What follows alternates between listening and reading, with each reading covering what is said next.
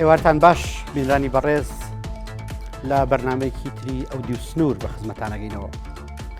سبەینە پێنجشەممە 25 مانگی 12 2025 لە جیهانی مەسیحیەت و کریستیانەکانە بە ڕۆژە پیرۆزەکە ناسراوە. لەم ڕۆژەیە پێغەمبەری خوا عیسا عەلەیهی سەلام لەدایک بووە. بەم بوونەیەوە پیرۆزبایی لە تەواوی کریستیانەکانی دنیا و مسلمانان و باوەڕدارانی سەرزەویەکەین. بە بۆنەی نزیکبوونەوە لە ساڵی نوێ و هەروەها لەدایکبوونی پێغەمبەر عیسا عەلەیهی سەلام سبەینێ لە زۆربەی کەنیسەکانی هەرێمی کوردستانیش وەکو کەنیسەکان و شوێنە پیرۆزەکانی دنیا مەراسیمە جیاوازەکان بۆ نەجیاوازەکان بەڕێواچن. ئێستا لە شارەکانی هەرێمی کوردستان مەراسیمەکان لە ئامادەکاری تەواودان و پامێرەکانی کەناڵی کورتسات نیوز لە ناو بەشێکی زۆر لە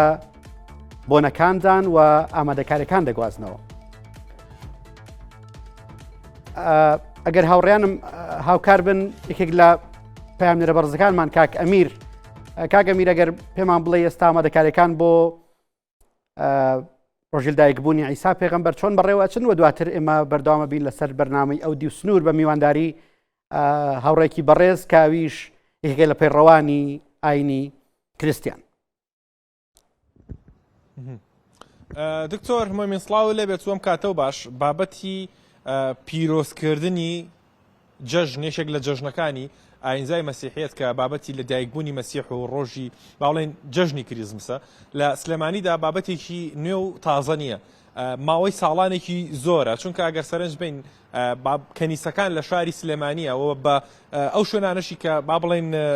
لە چواردەوری شاری سلێمانیان بە قەزا و ناحیەکانەوە بوونی کەنیسە بوونی هەیکل کە ئەمانە کۆمەڵێک شوێنی تایبەتمەندن جیاواز لەوەی کە بۆنە ئێمە زۆرینەی ئەم گەلە ئاینی مسلمانە بەڵام هەیکەلی جوولەکە و کڵێسای مەسیحەکانیش لە ناو شارەدا بە تەواوەتی بوونی هەبووە و مێژوویەکی دوور و درێژیان لەگەڵ ئەم شارەدا هەیە. لە شاری سلێمانی ئێستا دوو کەنیسەی زۆر بەناوبانگ هەن کە هەردوو کەنیسەکە دوو کەنیسەی کۆنن و ساڵانێکی زۆرە ئەو کەسانی کە هەڵگری ئاینی مەسیحێتن دەتوانن بە ئازادانە لێرە ئەم ڕێوڕسمە کە ڕێوڕسمێکی گەوری ئاینی مەسیحەکانە لە کڵێساکاندا ئەنجام بدەن. من لە کڵێسای ماریوسفم ئێستا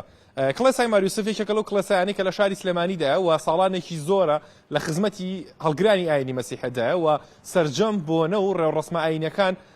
بەشێکی زۆری کریستیانەکانیان لێرە ئەنجامیدەن و بۆ ئەم ڕۆژکە ئەمڕۆ جەژنی لە دایکبوونی مەسیحە و کۆمەڵێک ڕێکارێک و کۆمەڵێک چالاکی تایبەت هەیە کە لەم ڕۆژەیە کریستیانەکان لە نێو کڵێساکانیاندا ئەنجامێدەن. اینجا یەک شتەیە دکتۆر پێت بڵێم ساڵانەیە مەکەین ئەم شوێنانەوەی کە سەرنجین ئەوەیە کە ڕاستە زۆرینی ئەو کەسانی کە دێنە نێو کڵێساکەوە خەڵکانی وا بڵێن هەڵگری ئاینی مەسیحەتن و کوردن بەڵام جیاواز لەوەش بەشێکی زۆری دیکەی ئەو کەسانی کە لێرەن کورد نین. ئەمەش چۆنە بۆ نمونە چەند کەسێکن هاتوون بۆ کارکردن هاتوون ماوەی چەند ساڵێکە لێرن کە با بڵێن خەڵکی وڵاتانی دەرەوەن و هەڵگری ئاینی مەسیحەتن لەم بۆنانەدا کە ئەمە قوڵسێکی ئاینی خۆیانە و ئەجیبێکی ئاینی خۆیانە یان لەم کڵێسایە بە ئازادی بەبێ هیچ سانسۆرێک و لەژێر پاراستنی ئەمنێتێکی تووندا ئەنجامیەدەن. اینجا ئەم ڕۆژ با بڵێن سەرجەمی ئامادەکاریەکان ئێستا لەم کڵێسایە و لە کڵێساکانی دیکەش لە سنووری پارێزگای سلێمانی بە تەواوەتی بە کۆتایی هاتووە و لێرە سەعات 8:30 و مەراسیمەکان و چالاشیەکانی خۆیان کە بۆ ئەم شەوە پیرۆزە دەست پێ دەکەن و چالاشەکانیش هەڵکردنی مۆمە خوێندنی قونوتە ئاینیەکانە و خوێندنی کتێبی پیرۆزی ئینجیلەکە لێرە بە کۆمەڵی دەیخوێنەوە هەروەها هەندێک بابەتی تایبەتە بە مەسیحەکان کە ئەوە هەموو کاتێک جێگەی تێڕامان و سەرنجە هەم بۆ میدیاکاران و هەم بۆ ئەو کەسانەشی کە یەکێک ئەوەم بیر نەچێت دکتۆر بە ئەوە باسکەم و بۆت ببەسمەوە بەمەی کێسەویستم باسی کەم جیاواز لە هەڵگرانی ئاینی مەسیحی ساڵانە بەشێکی زۆر لە مامەسە ئاینیەکانی ئاینی ئیسلام و بەشێکی زۆر لەو کەسانی کە با بڵێن لە ئاینە جیاوازەکانن دێن وەکو با بڵێن گیانێکی بەیەکەوە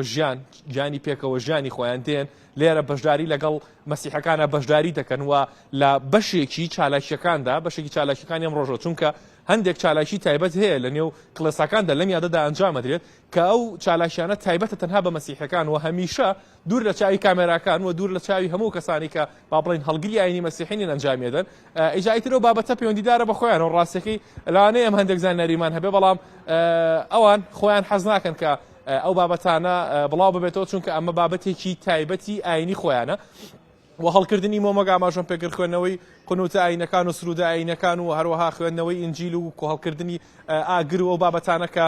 وە خواردنی خواردنێکی تایبەت کە لەم شەوەدا ئەوان دەیخۆن و سبەینێش دەبێتە یەکەم ڕۆژی جەژنی کریسمس کە جەژنێکی پیرۆزە یەکێکە لە جەژنە پیرۆزەکانی ئاینی مەسیحەکان و بۆیە بەکۆی گشتی ئەمڕۆ لە شاری سلێمانی ئامادەکارەکان بە کۆتایی هاتوون و هەردوو کڵێساکە ئەوانەی کە کلدانی بن دێنم کڵێسایە و ئەیتریانی هەر کڵێسایە و باپەی مەزهەبی تایبەتی خۆی جاکراوەتەوە هەچ کەسێک بە ئازادانە دەتوانێت و هەروەهاوی کە جێگەی باسە هەر کەسێکی دیریش لە هەر ئاینێکی دیکە بێت وەکو دەربڕینی ئاشتەوایەتی و پێکەوە ژیان چونکە ئەوەی کە من بزانم لێرە لە نێو کڵێساکەدا لەم ڕۆژەدا یەکێک لەو دوعایانەی کە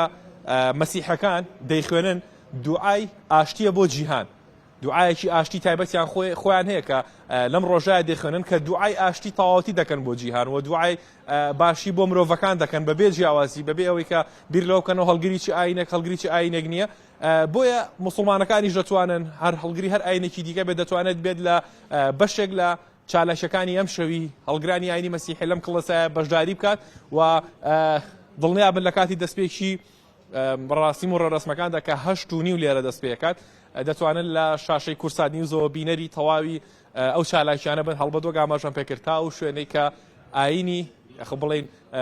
ڕێبەرانی ئاینەکە ڕێگەمان پێدەن کە ئێمە ڕووماڵی بکەین تا و شوێنەوەی ترگەوتە کاتێک کە خۆیان دەڵێن ئەمە کاتی تایبەتی خۆمانە پێویستە کاتێوە ڕێزیەوە بگرن و کات بن بە ئێمە بۆی کە قونوتە ئاینەکانی زۆر سپاس کاکە ئەمیر دەستەکانە خۆش بێ بینانی بەڕێز جارێکی تر بە بۆنەی لە دایکبوونی پێغەمبەر عیسی عەلەیهی سەلام پیرۆزبایی لە تەواوی کریستیانەکانی کوردستان و موسڵمانان و باوەڕدارانەکەین ڕۆژهەڵاتی ناوەڕاست جارێکی تر بێتەوە ڕۆژەوی بەرنامەی ئەودی و سنوور گفتوگۆکان لەسەر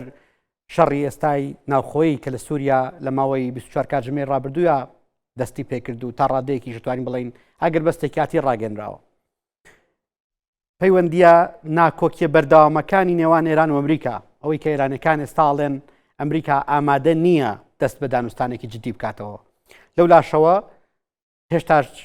هەڵماوی استراتیژی ئاسایشی نیشتیمانی ئەمریکا بەسەر ڕۆژهەڵاتی ناوەڕاستەوە گەرم و گوڕە ئەمڕۆ لەگەڵ کۆلۆنێل مایلز کاگەنس وتەبێژی پێشووی هێزەکانی هاوپەیمانی دەست بە داعش گفتوگۆ لەسەر ئێستا ڕۆژهەڵاتی ناوەڕاست دەکەین و پێکەوە شرۆڤەی دوایین پێشهاتەکان و خوێندنەوەیکی ئایندەیی بۆ هەموو ئەو ڕوودا و پێشهاتانەکەین کە لەوانەیە ڕوبەڕووی ڕۆژهەڵاتی ناوەڕاست بنەوە ئێوارە باش مایلز What about and Merry Christmas. خۆشحاڵم کە ئەم ئێوارەی پێکەوەین ئەمە لەوێ دەست پێ بکەم ئەگەر بە خێرایی سەیرێکی استراتیژی ئاسایشی نیشتیمانی ئەمریکا بکەین کە لە ماوەی 2 هەفتەی ڕابردووە بڵاوکرایەوە وردە وردە خەریکە تێگەشتنەکان بۆ استراتیژەکە لە ڕۆژهەڵاتی ناوەڕاستە ڕەنگە دەنەوە و تا ڕادەیەکی بووەتە هۆکاری جۆری لە شڵەژان لە ڕۆژهەڵاتی ناوەڕاستە ئەگەر سەرنج بدەین لە ماوەی 2 ڕۆژی ڕابردووە لە سووریا شەڕی ناوخۆ جۆرە جۆرەکان دەستی پێکرد لەلایەن چەکدارە جیاوازەکانەوە و سەرنجی جەنابەت بە شێوازی گشتی لەسەر استراتیژەکەەوە ئێستا ڕۆژهەڵاتی ناوەڕاست چێوێت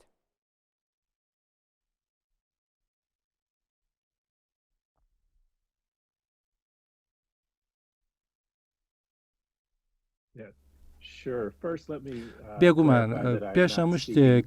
بابەتان ڕوون بکەمەوە کە من لە ئێستادا بە ناوی کۆمپانیا نەوتەکانی هەرێمی کوردستانەوە قسە ناکەم بەڵکو ئەو بارودۆخەی کە ئێستا لە سووریا لە ئارادایەوە کە ئاماژەیەک دەدات یاخۆ ڕنگدانەوەی ئەو سیاسەتە نوێی بەڕێز ترامپە لە ئیدارە نوێەکەی چونکە بەپێی ئەم سیاسەتە نوێیە ئەمریکا پێش هەموو شتێکی تر دێت و لەسەر بنەمایش ئەمریکا پەیوەندیەکانی دروست دەبەستێت لەسەر وڵاتەکانی جیهاندا لەسەر بنەمای پاراستنی بەرژەوەندیە ئابووری و ئەمنیەکانی ئەمریکا هەندێک جارە پەیوەندیانە ڕەنگە پەیوەندیەکی کورتخایان بن و هەندێک جاریش ڕەنگە ئەو پەیوەندیەکی درێژخایان بن بۆیە ئێمە لە ئێستادا ئەم ڕووداوانە لە سووریادا دەبینی سەرۆکی سووریا بەڕێز شەرع هەیە کە پەیوەندیەکی بەهێز و پتەوی لەگەڵ بەڕێز سەرۆک ترامپدا هەیە بەڵام لەسەر ئارزی واقع ئەوەی کە ڕوودەدا شتێکی زۆر گرنگە بۆ بەڕێز شەرع کە بتوانێت خاکی سووریا کۆنتترۆل بکات و لە هەمان کاتیشدا هەوڵ دەدات ئاشتی بەرەقەرار کار لەگەڵ هەموو گروپە ئەتنیکە پێکات ئەتنیکەکانی ناو سووریا. زۆر باشە. مایلز وەکو بەڕێزت باست کرد ئێستا ئەمریکا زیاتر خەریکی سەلماندنی جارێکی تری خۆیەتی و هەموو چاوەکان لەسەر ئەمریکای بەهێز ئەمریکای گەورە ڕات ناوەڕاستە بەڵام لەولاوە بینین کە جۆرەکان لە استراتیژی ئاسایشی نیشتیمانی ئەمریکایە باس لەوە کرێت کە ئیتر ڕۆژهەڵاتی ناوەڕاست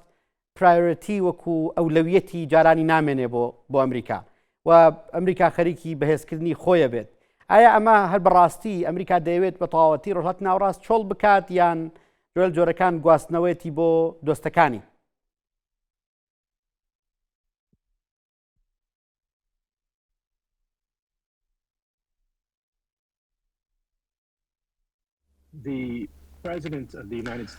سەرۆکی وڵاتی یەکگرتووەکانی ئەمریکا دۆکمنتێکی بڵاو کردو کە پێی دەوترێت استراتیژیەتی ئاسایشی نیشتیمانی و ئەوانەشی کە دەتوانن بە ئینگلیزی بخوێنن دەتوانن ئەو دۆکمنتە دابەزێنن کە 32 لاپەڕەیە و ڕوونی دەکاتەوە کە سیاسەتی یاخودیدی وڵایەتە یەکگرتووەکانی ئەمریکا و ئیدارەی ئەمریکا چییە بۆ ئاسایشی ئەمریکا لە جیهاندا. لەو دۆکمنتەدا دەبینیت ئەولەوێتێکی زۆر نەدراوە بە ڕۆژهەڵاتی ناوەڕاست بەڵکو وە خۆتان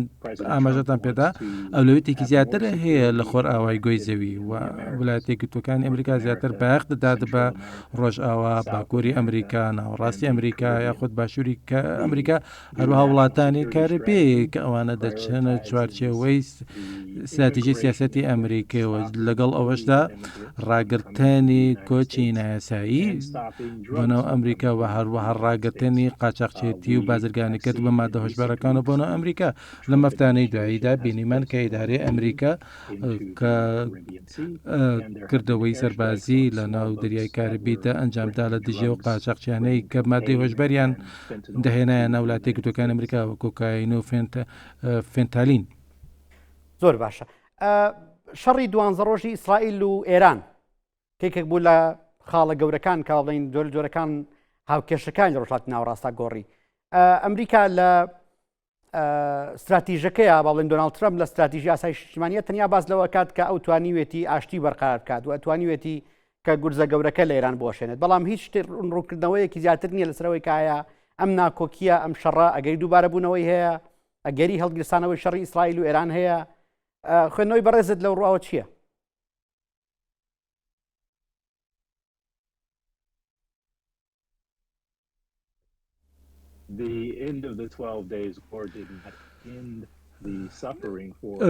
کۆتایی هاتنی شەڕی 12 ڕۆژە بۆ کۆتایی هاتنی نەهامەتیەکانی خەڵکی گەزە بوو چونکە خەڵکی ئەوێ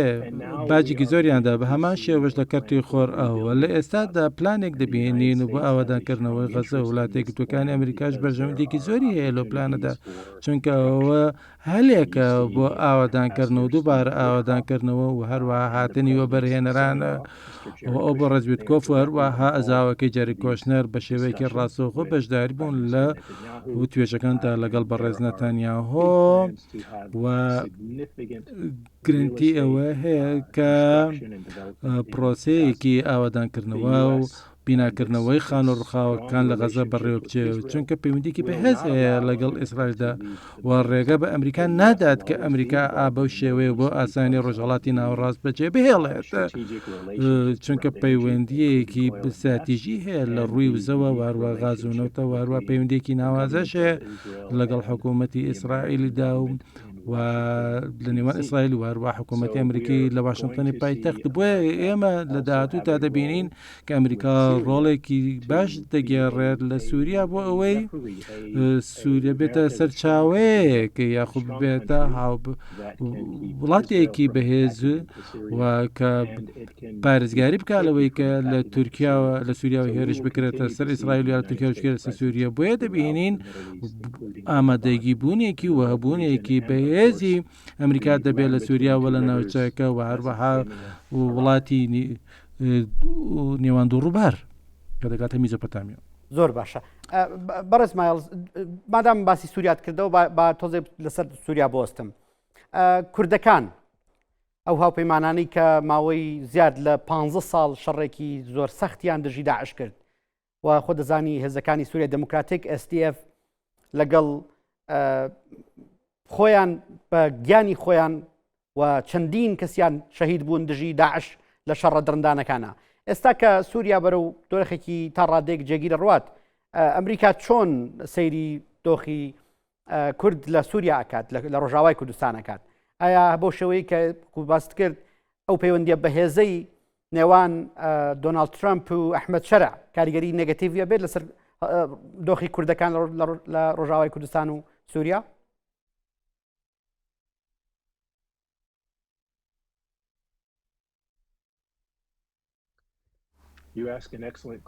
تۆ پرسیارێکی زۆر ناوازە دەکەیت و من دەمەخوازم لێکدانەوەیەکی ناوەکی و ڕاستە و خۆت پێشکەش بکەم ئەو ڕەوشەی کە لە ماوەی 10 ساڵی ڕابردوودا لە ئارەدا بوو هەروە لە 2024دا لە ئارەدا وڵاتێکی تۆکانی ئەمریکا بەردەوام دەبێت لە پاراستنی پەیوەندیەکانی لەگەڵ هێزەکانی هەسەدا لە باکووری خۆرهەڵاتی سووریا و وڵاتێکی تۆکانی ئەمریکا یاسایەکی ئیمزا کردووە لە هەفتەی ڕابردوودا یاساکە پێی دەوترێت ناشنال ئاکت ئەمە یاسایەکە کە وەسفی ئاسایشی و ئەولەوێتی ئاسایشی ئەمریکا و هەروە ئەولەوێتی لایەنی سەربازەکە بۆ ئەمریکا کە دەسەڵاتێکی زۆری داوە بەگوێرە ئەو یاسایە دەسەڵاتێکی زۆری داوە بە هێزە سەربازەکانی ئەمریکا کە پارێزگاری بکات لە ئەو پەیوەندی هاوبەشەیەکی هیانە لەگەڵ لایەنی کوردیدا کە بڕپارێکی جگاز زۆر تەرخان کراوە بۆ کۆمەکیکردن و یارمەتیدانی هەسەدا بۆ ئەوەی کە بەردەوام بن لە مەشق پێکردنیان و هەروە دابینکردنی پارە بۆ هەموو ئەو کارانەی کە پێزن بۆ بەگژاچوونەوەی داعش و هەروەها سەرپەرشتیکردن و بەڕێوەبردننی ئەو داعشانەی کە لە ناو گرتوخانەکاندا دەستگیر کرامون ژمارەی کەجگار زۆڵە نزیکەی 20 گرتوخانەمان هەیە و ئەوانە بەندیخانەیەکی گونجاویش نین کە ناوێت لێ گرتوخانە بەڵام ئەو پارە تەرخان دەکرێت بۆ ئەوەی کە بتواندرێت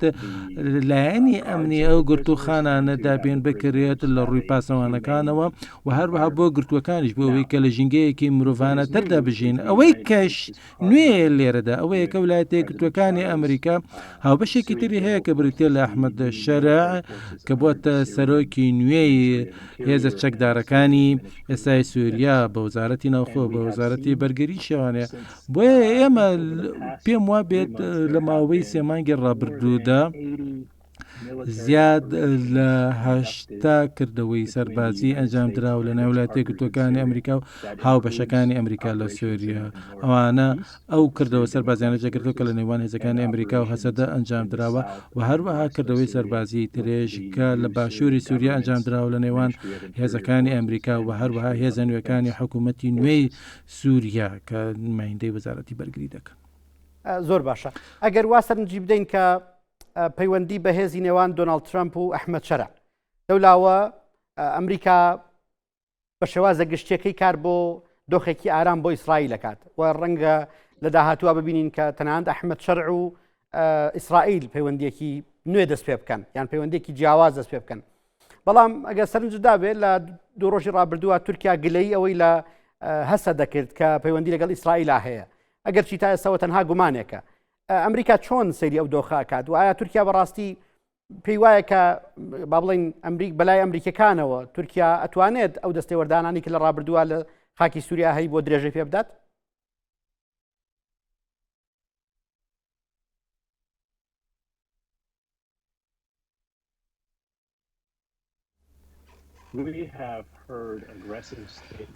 ئێمە گوێبیستی کۆمەڵک لە دوانی دژمکارانە بووین لەلایەن بەڕێز هاکان فیدانی وەزیری دەرەوەی تورکیا سەبارە بە هەسەدەکە دایانەوێت هەسەدە چەکدانێت و چەکدارانی هەسەدە بە شێوەی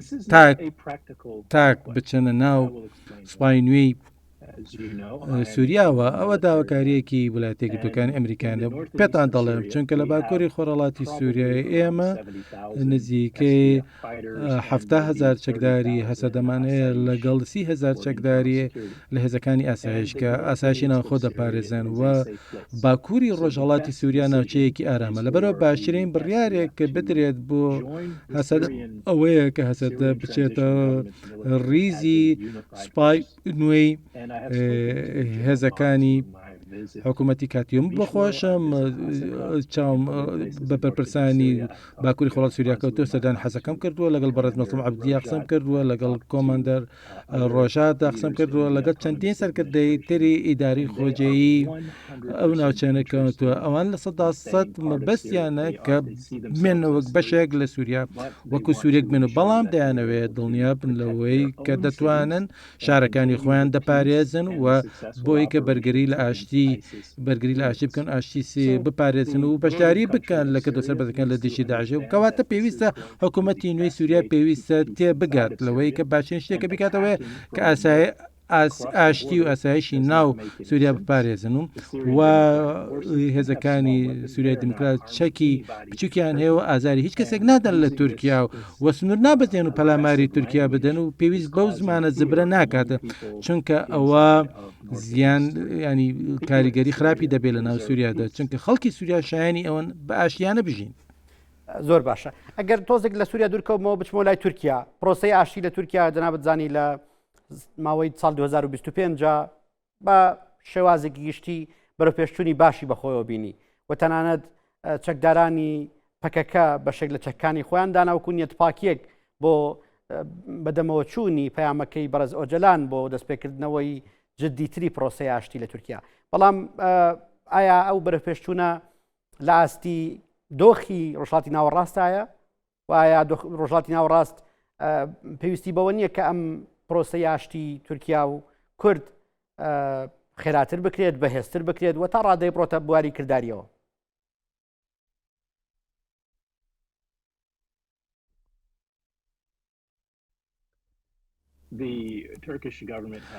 حکوومەتی تورکیا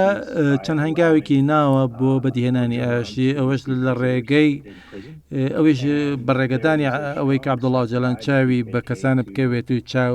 دیدار ئەنجامدا لەگەڵیاندا ئەویش بانگەوازیەکی بڵاو کردەوە بۆ ئەوەی کە چەکدارانی پەکەکە چەکەکانیان دابنێت کە هەنگاوێکی ڕەمزیانە بوو ئەوەش پشت دەبەستێت بە ئەوەی کە پرۆسە سەربازیەکان ڕابگیرێت و پێم وایە بەرەو پێچوونی زیاتر دەبینین لە ساڵ 2026دا پێشم وای بێت وڵاتێکی یەکگرتووەکانی ئەمریکا دەتوانێت ڕۆڵ بگێڕێت. ترامپ دەیەوێت وەکو سەرۆکی ئاشتی بناسرێت و بینیمان چەند ڕێککەوتنێکی ئەنجامدا بۆ بەدیێنانی ئاشتی لە نێو وڵاتانی ئەفریقا و هەروەها بەدیێنان و ڕێککەوتنی ئەنجامدا ڕێککەوتنی ئاشتی لە غەزا و هەروە ئەو هەوڵانەی کە هەیەی بۆ بەدیێنانی ئاشتی لە نێوان ئۆکرانیا و رووسیا. بۆیە ئەمەش هەلێکی نوێ بۆ ساڵ 2026 بۆ ئەوەی کە سەرۆکایەتی وتوێژێکی ئاشتیانە بکە لە نێوان حکوومەتی تورکیا و پەکەکە و پێویستە حکوومەتی ئەمریکا پەکەکە دەربکات لە لیستی گروپ ڕێکخراوە تیرۆریستەکان. با ئەمەتان بڕۆن بکەمەوە. بەم دوایانە گروپێک بە سەرۆکایەتی ئەحمەد شەرع کە گروپەکان ناوی هەیئەی تەحریری شام بوو کە لە لیستی گروپە تیرۆریستەکاندا بوو، بەڵام دواتر لە لیستی گروپە تیرۆریستەکاندا ناوی گروپەکە سڕایەوە. بۆچی هەمان شت بەرامبەر پەکەکەش ناکات؟ چونکە پەکەکەی چڕەشەیەکی نییە لەسەر ئەمریکا و بەرژەوندیەکانی ئەمریکا، کەواتە پێویستمان بە هەنگاوی زیاتر بۆ ڕۆ ئاساییکردنەوەی بارودۆخەکە لە ناوچەکە. بۆیە ترامپ دەتوانێت ڕۆڵێک بگەڕێت و وەکارێکی تر بکە بۆ ئەوەی کە بیباتەوە و دواتر خەڵاتی سەرۆکی خەڵاتی ئاشتی بباتەوانێ و بتوانێت کارێکی وا بکات کە سەرۆکایەتی و گفتوگۆ و توێژەکانی ئاشتی نێوان پەکەکە حکوومەتی تورکیا بکات. بەڕێز مایلز، ئەمریکا وەکو پێشتر بەڕێز داماژت پێکرد باس لەوە کات کە ئیتر ڕۆژهەڵاتی ناوەڕاست ئەو ئەولەویەتەی جارانی نامێنێ، بەڵام لەم لاوە ئێمە چەند جۆرەکان پارادۆکسێکە بینین. لەلایەک باس لە ڕاگررتنی با بڵین ئارامی و ئاشتی بۆ ئیسرائیل دەکات، لەلایەکەوە باز لە پەیوەندێکی بەهێز لەگەڵ تورکیا ئاکات. لەو لاوە جەناب دەزانی لەگەڵ وڵاتە عەرەبیەکان پەیوەندێکی تریلیۆن دۆلاری ئابووری بەستووە و گرێبەستەکانی واژۆ کردووە. و هەمان کاتدا باس لە چین ئەکاتکەوە جەناب دەزانیەوە چین چەند ساڵێک لە ڕۆژهەڵاتی ناوەڕاستە وجودی هەیە. ئایا ئەم پارادۆکسانە خوێندنەوەیەکی ورتری پێویست نییە کە لێتیان تێبگەین بەڕاستی ئەمریکا ناتوانێت دەستبەرداری ئەولەویەت بوونی ڕۆژهەڵاتی ناوەڕاست بێت؟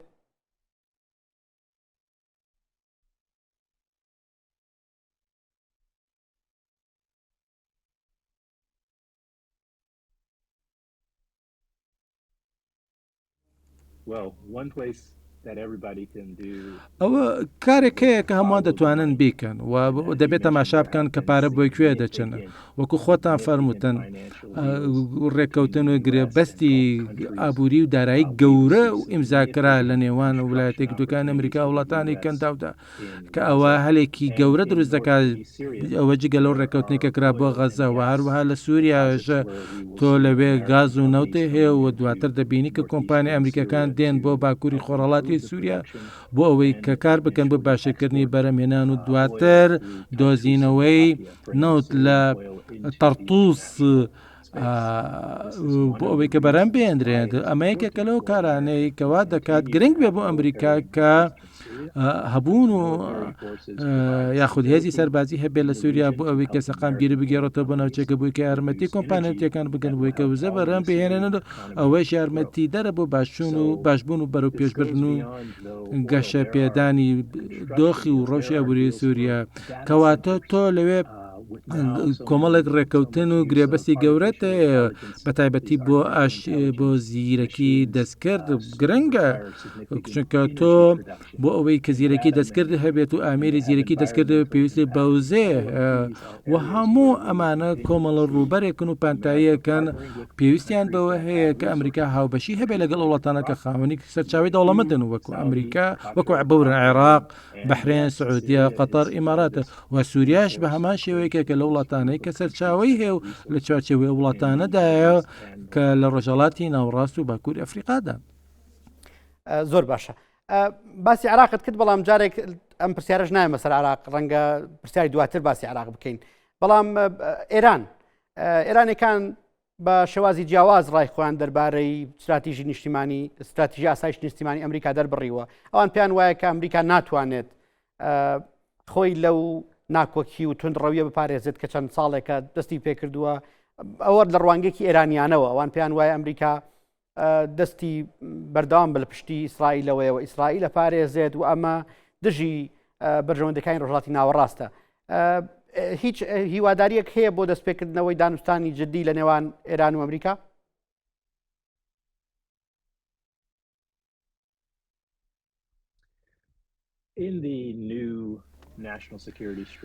بە گوێرەی استراتیژیەتی ئاسایشی نیشتیمانی ویلایەتە یەکگرتووەکانی ئەمریکا باس لە ئێران کراوە و ئەمریکا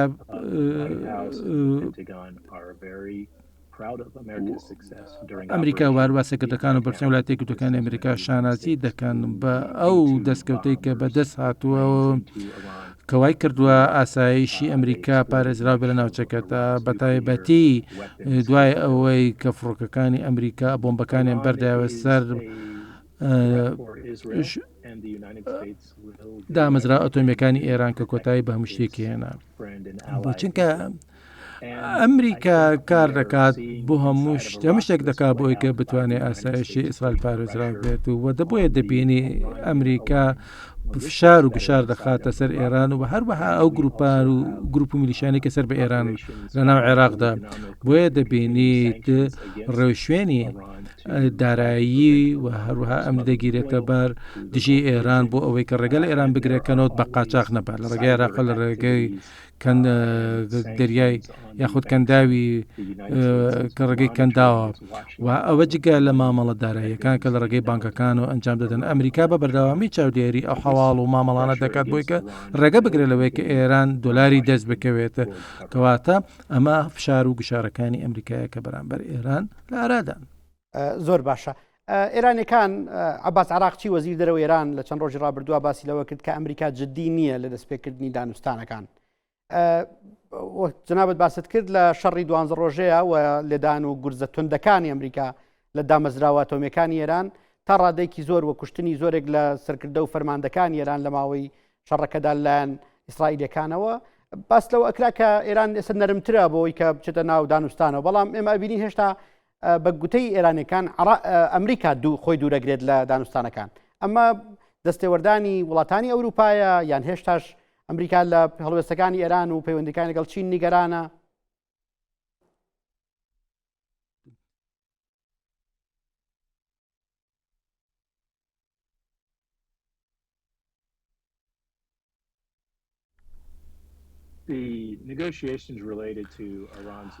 ئەو گفتوگانی کە پەیوەندیان هەیە بە دۆسیەی توانە ئەتۆمیەکانی ئێرانەوە هەندێک جار دەستی پێکردێتەوە لە سەردەمی ئیدارەی ترامپدا بەڵام ئەولەویەتی وزە و بڕیاردەران لە ئەمریکا ئەوکو وتمان و ئاماژەمە پێدا زیاتر تەرکیزیان لەسەر جیهانی ڕۆژ ئاوایە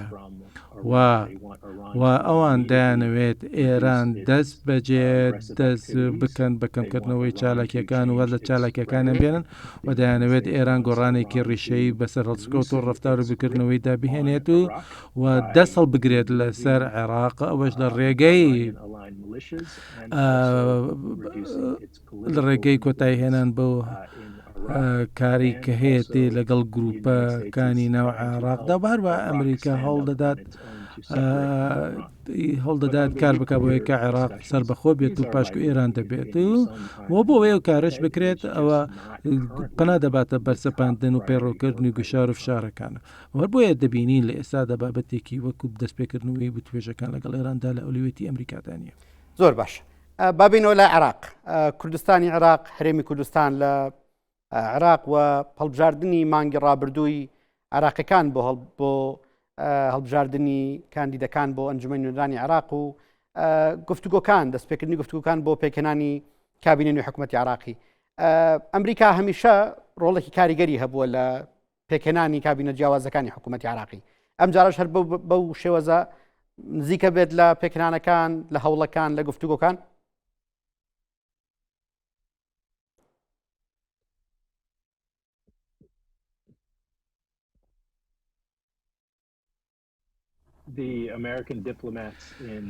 دیپلۆمەتکارانی ئەمریکا لە بەغداد و هەولێر هەمیشە چاودێری بارودۆخەکە دەکەن لە نزیکەوە بەڵام وڵاتە یەکگرتووەکانی ئەمریکا بە شێوەیەکی ڕاستەوخۆ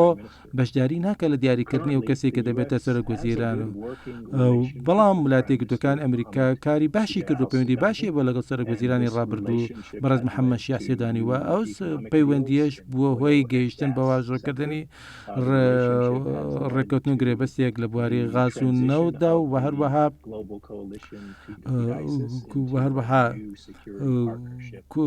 گۆڕینی ڕۆڵی هاوپەیمانی نێودەوڵەتی کە پێشە لە عێراقدا بوون بە بەگژارچوونەوەی ڕێکخراوی تروسی داعش و گۆڕینی و پەیوەندی بە پەیوەندێکی دیپلۆماسی بەڵام گەلی عێراقی و دیپلۆمەتکارە عێراقی خۆیان بڕیار دەدەن کەواتە چی ڕوودەدات و سەرۆکوەزیرانی نوێی عێراق دەبێت کەسێک بێت کە یارمەتیدارە بۆ بەرە پێشبردننی عێراق و کەسێک بێت کە بەگشی گەندەڵیدا دەچێتەوە لە هەمووشی گرنگتر ئەوەیە کە ئەو لاتێک ئەو سەرۆکوەزیرانە بەردەوام تەرکیزی دەبێت لەسەر ئەوەی کە داخوازی دەنگدەران جێبەجێ بکات باشترکردنی ڕۆژی کارەبا و هەروەکردنەوە قوتابخانەی زیاتر بەرەو پێشمنی ژێرخان و هەروە دابینکردنی ئاوی خواردنەوە و ڕەخساندنی هەلی کار بۆ گەنجان ئەمانە ئەو پرسیارانان یێوانە ئەم کێشانن یان کەیسانن کە ڕوبەڕووی سەرگۆزیرانی نوێ دەبنەوە لە بەغداد و دەکرێت سەرگۆزیانی نوێ تەماشا بکا کە سەرگۆزیران لە هەرێمی کوردستان چی کردووە بۆ نمونە سەرگۆزیران لە هەرێمی کوردستان دەستکەوتێکی زۆر باشە بۆ لە پڕۆژەی ڕووناکیەوە کە پڕۆژەیەکە بە دابینکردنی کارەبا بە درێژەی 24 ساعتەکە بەرهێنانێکی باش بووە و هەرێمی کوردستان لە ئێستاش بەردەوامە وەکو ناوچەیەکی ئارام پلانی کەم لەزاخۆ بۆ هەڵەبجە و هەرێمی کوردستان ئارامە و شوێنێکی باشە بە کۆمپانیا بیانەکان بۆ ئەوکە بێنوە بەرهێنان بکەن. زۆر باشە. لە چەند ڕۆژی ڕابردووە هەندێک لە ئاژانسە جیهانیەکان باسییان لەوە کرد کە هۆشداری دراوە بە عێراقیەکان لە ئەگەری هێرش بۆ سەر بنکەکانی حەشدی شەعبی و هێزانەی کە جۆرە جۆرەکان دژی بەرژەوەندەکانی ئەمریکا و ئیسرائیلن، بەڵام عێراقیەکان دەستگای هەواڵگری عێراقی ڕەدی کردەوە. ئەگەری هێرشی سەربازی بۆ سەر عێراق تا چەندێک لە ئارادایە؟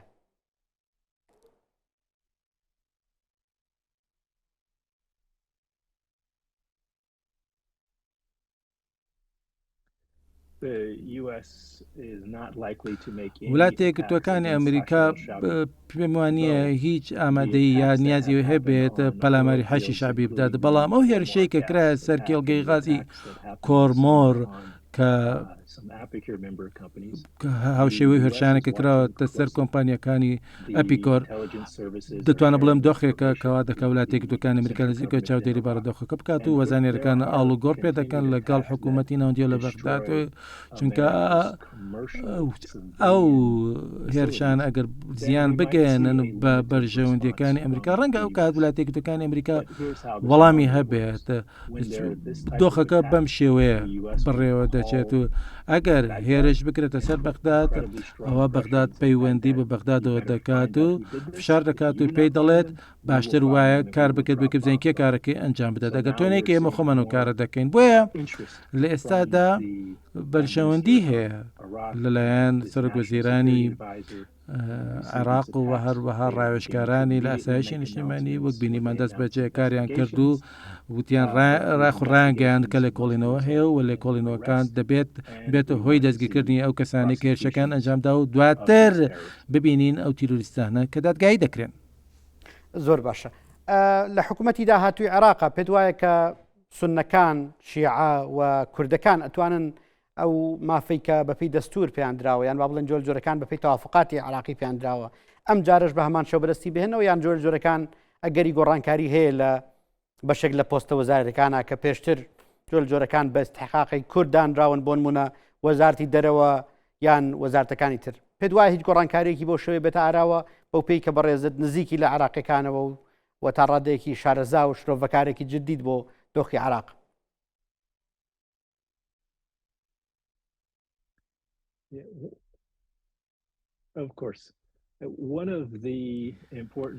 یەکێک لە بەشە هەرە گرنگەکانی پێکێنانی حکوومەتی نوێی عێراق ئەوەیە کە کێ وەزارەتەکان کۆنتترۆل دەکات و سەرگۆزیران کێ. ئێمە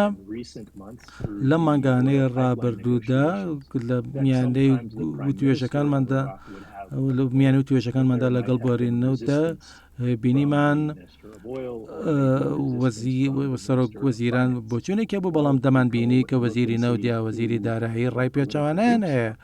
ئەوەش پەیوەندی هەیە بەو گروپە سیاسیانەوەی کە لە پشتی وەزیرانەوە هەن. ئەوەش با دەکات تێ بگەین کە بۆچی قورسە ببیتە سەرۆک وەزیران لە حکوومەتی عێراقدا. بۆیە لە نزیکەوە چاودێری بارودۆخەکە دەکەین نەکتەنیا بۆ سەرۆک وەزیران بەڵکو بۆ ئەو کەسانش کە دەبنەوە وەزیر. شتێکی تریشەیە کە دەمێ ئیزافەی بکەم لە هەرێمی کوردستان ئەمریکا تەماشای بارودۆخەکە دەکات و چکە چەندین مانگە لە هەرێمی کوردستان ئەڵبژاردن ئەنجامدا و تاسش حکوومەتی نوێ پێک نهێتەوە پێک ناتە. بۆیە پێویستمان بەوە هەیە لەو ڕۆژەوانەیە کە بەرەو پێچوونێک بەدی بێت و بۆیە شتێکی باشە کە ببیست شتێکی باشە کەم دوایانێ بیستمان لە بەرپرسانی پارتی دیموکرات و یەکێتی نیشتیمانی کوردستانەوە کە پێکەوە بەنزیکەوە کار دەکەن بۆ پێکێنانی حکوومەتی نوێ و پێکێنانی حکوومەتی نوێ لە هەرێمی کوردستان دەبێت پرۆسەیەکی جیاواز بێ لەوەی کە ئێستا لە بەغدا لە ئارادایە. زۆر باشە من ویستم بێمە سەر هەرێمی کوردستان بەڵام یەک پرسیاری تر هەبوو بەلامەوە گرنگەکە لە عێراقا باسی بکەین بە پێچەوانەی جارانی ڕابردوو کابینەکانی پێشووە هێزە شیعەکان ئەم جارە دەیانەوێ وەزارەتی دەرەوەی عێراق وەرگرن ئایا ئەمە پەیوەندی بە جۆرە جۆرەکان گواستنەوەی شێوازی مامەڵە و سیاسەتیانە بۆ بەرەو ڕۆژئاوا بەرەو ئەمریکا یان هۆکارەکان لە پشتی ئەوەی کە ئەوان دەیانەوێ ئەم جارە وەزارەتی دەرەوەی عێراق وەرگرن وەکردنەوەی کەناڵێک بۆ دەرەوە بڕوای تۆ چین؟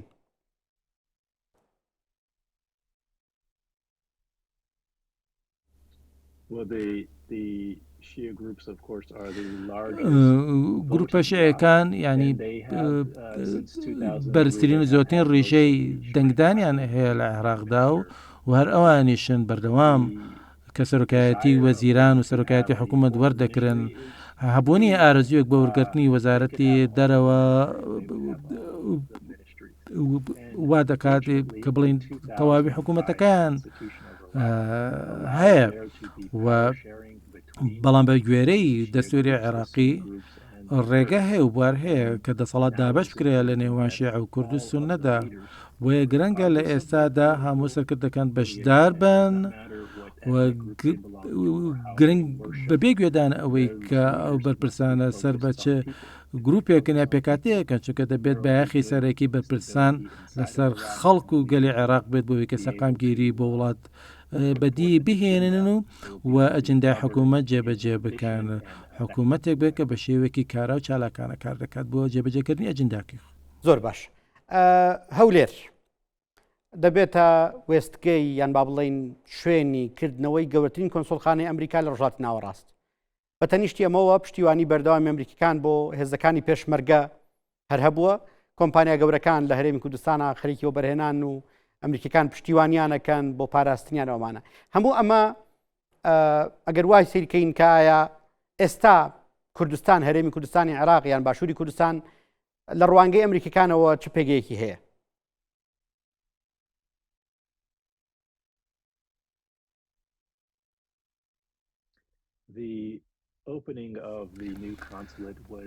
کردنەوەی کۆنسڵخانە نوێەکە ڕەمزێک بوو یاخو هێمایەک بوو بۆ ئەوەی کە وڵاتە یەکگرتووەکانی ئەمریکا پابەندە بە ئەوەی کە کار بکات لە هەرێمی کوردستان و بڕیاردەرانی ئەمریکا و داڕێژەرانی سیاسەتی ئەمریکا و دیپلۆمەتکاران ئەمریکا لە نزیکەوە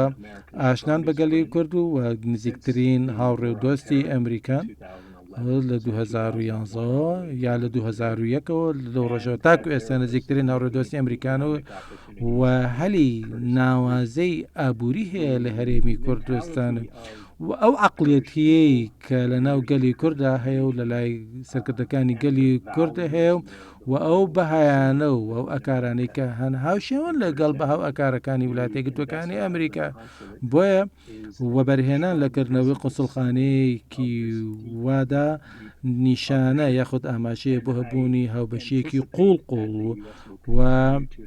پێشبینی ئەوە دەردەبڕێت کە وڵاتە یەکگرتووەکانی ئەمریکا بودجە یاخود وەبەرهێنان دەکات لە پەیوەندیانەدا و بودجەی داناوە بە پشتیوانی کرد لە هێزەکانی پێشمێرگە و بەو شێوەیە ئەم وڵاتە یەکگرتووەکانی ئەمریکا ڕێنوێنێکی باش دەبێت بۆ بەرگریکردن و پاراستنی عێراق و هەرێمی کوردستان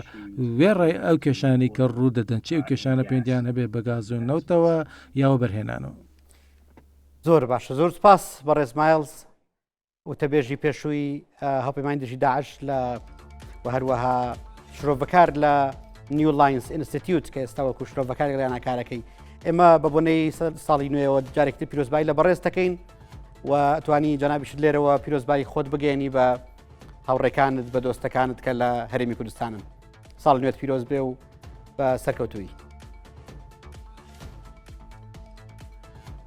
Merry Christmas to everyone. Happy New Year coming up. Look forward to visiting all my friends in Kurdistan region. کە بتوانم سەردانی هەرێمی کوردستان بکەمەوە هاوڕێ و هاوکارەکانم ببێنن و هیوادارم خۆشحاڵ بم بەو هەواڵە نوێی کە پێم گەی سەبارەت بە هاندەرانی یانی زاخۆ و هیوای گەشەستنی پێشکەوتنتان بۆ خوازم. زۆر زۆر سپاس. Thank you very much Mr. Malskagnis. Thank you very much. بینرانی بەڕێز سپاس کە تام کاتە لەگەڵمان بوون لە بەرنامەی ئۆدیۆ سنوور. بەخوای گەورەتان سپێرین، خواتان لەگەڵ.